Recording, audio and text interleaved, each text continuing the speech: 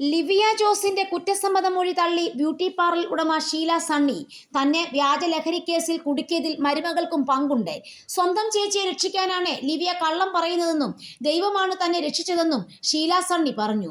ലിവിയെ പറ്റി ആരോടും മോശമായി പറഞ്ഞിട്ടില്ല. ലിവിയുമായി പ്രശ്നങ്ങളൊന്നും തന്നെ തനിക്കുണ്ടായിരുന്നില്ല. മരുമകളോട് ലിവിയയ്ക്ക് എവിടെ നിന്നാണ് പണം ലഭിക്കുന്നതെന്ന് ചോദിച്ചിരുന്നു. തന്നെ വീട്ടിൽ നിന്ന് ഒഴിവാക്കാനുള്ള ശ്രമത്തിന്റെ ഭാഗമായിട്ടാണ് ഇത്തരമൊരു കേസിൽ കുടുക്കാൻ ശ്രമിച്ചതെന്നാണ് കരുതുന്നത്.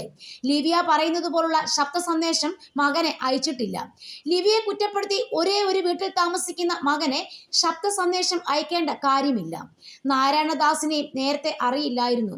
കേസിൽ അറസ്റ്റിലായപ്പോൾ മാധ്യമങ്ങളിലൂടെയാണ് എല്ലാം അറിയുന്നത്.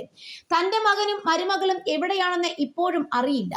കേസിന് ശേഷം ഒരു വട്ടം മാത്രമാണ് ബന്ധപ്പെട്ടത്. മോനും മരുമോളും ചേർന്നാണ് മൊബൈൽ ഫോൺ തുടങ്ങിയത്. അവർക്ക് കട തുടങ്ങാൻ വേണ്ടി താൻ സ്വർണം പണയം വെച്ചിരുന്നു. ഇറ്റലിയിലേക്ക് പോകാനായി വിസ കിട്ടുമ്പോൾ സഹായിക്കണമെന്ന് അവരോട് പറഞ്ഞിരുന്നതല്ലാതെ അവരുമായി പണമിടപാട് നടത്തിയിട്ടില്ല. ഇവർ ഇങ്ങനെയൊക്കെ ചെയ്യുമോ എന്ന് ഇപ്പോഴും വിശ്വസിക്കാനാകുന്നില്ല. വലിയ വേദനയാണ് അനുഭവിച്ചത്. കുടുംബം നഷ്ടമായി, ബ്യൂട്ടി പാർലർ നഷ്ടമായി. മകന്റെ കൊച്ചിനെ പോലും കാണാൻ സമ്മതിച്ചില്ലെന്നും ഷീല സണ്ണി പറഞ്ഞു. പരസ്യമായി തന്നെ അപമാനിച്ചതിന് പ്രതികാരം ചെയ്യുകയായിരുന്നുവെന്ന് ഷീല സണ്ണിയെ കുടുക്കിയ വ്യാജ ലഹരി കേസിലെ ലിവിയ ജോസിന്റെ കുറ്റസമ്മത മൊഴി. സഹോദരിക്ക് കുറ്റകൃത്യത്തിൽ പങ്കില്ലെന്നും ലിവിയ ജോസ് പോലീസിന് മൊഴി നൽകിയിരുന്നു. താൻ ബംഗളൂരുവിൽ മോശം ജീവിതമാണ് നയിക്കുന്നതെന്ന് ഷീല സണ്ണിയും ഭർത്താവും പറഞ്ഞു.